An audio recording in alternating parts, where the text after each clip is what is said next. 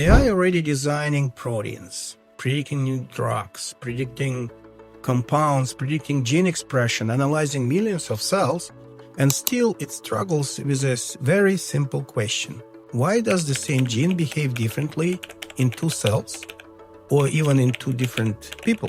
Let me give you a situation you probably know very well. You run an RNA-seq analysis, you get a strong gene signature, looks solid, clean statistics.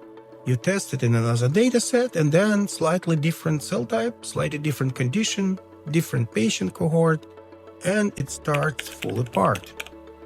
Not completely, but enough to make you thinking, something is wrong. At first we blame the usual things like batch effects, noise, normalization issues, but after a while, at least for me, another thought coming in. What if the data is actually fine? What if actually our way of thinking is somehow wrong? Right now we have a lot of data, RNA-seq, single cell, epigenomics, and now AI models train over all of it. If you look at the recent papers in Nature journals, they say the same thing. These models can do a lot. They combine data, they find patterns, they even predict new things. But then you look closer, they don't work well across different cell types. They break when the context changes. And honestly, they don't really explain why they give a given result. So this is not just a small issue, it's something really fundamental and very deep. Most AI models today are based on correlations. They learn patterns in the data, but biology is not just patterns. It's a system. Its system is not linear, context dependent, full of feedback loops. Sometimes a very small change can flip the whole system. Some transcription factors can have a different effect depending on the cell situation. In one gene, it's activator. In another situation, the same gene, it's a repressor. So yes, more data helps, but it doesn't automatically mean we understand what's going on. Many years ago, George Gamow said something very nice. DNA is like a text. 4 letters, that's it. But think about it. If you open a book in a language you don't know, you can count letters, you find some patterns, but you don't understand it because you don't know the grammar. And I think this is exactly where we are today at AI models. Models can read DNA, they can see patterns, they can make their decisions based on the patterns, but they don't really get the rules behind it. Genes don't work alone. They work together like words in a sentence. The same for transcription factor binding sites. And meaning comes from combinations, not from single elements. This is what we call the grammar of gene regulation. And without this grammar, AI is strong but still limited. It works inside known cases, but in new situations, that's where it struggles. So what do?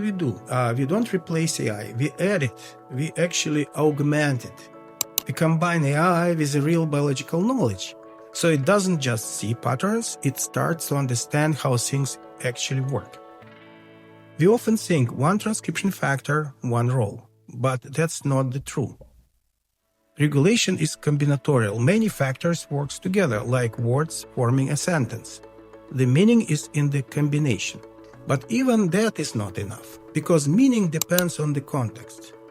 In cells, context comes from the pathways. Signals move downstream through the network, and very often there are some feedback loops, positive loops and negative loops.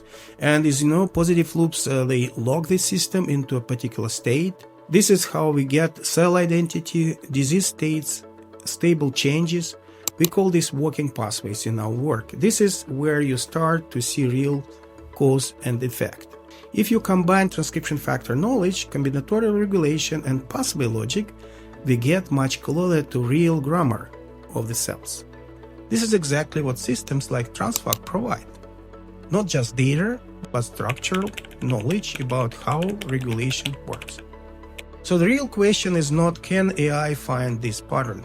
The real question is, does it understand why this pattern is there? That's the difference between reading and understanding. So I would say it like this. AI is not the problem. our model of biology is too simple, is still too simple.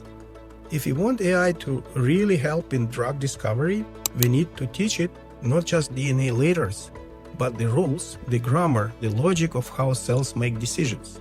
Because only then AI will not just read biology, it will actually understand it and explain it. You can tell us about your problem by filling out the form. The link is below the video, and we'll try to explain how we can help. If your issue is more complex, simply tick the box in the form and we'll arrange a Zoom call and talk personally. Stay tuned and goodbye.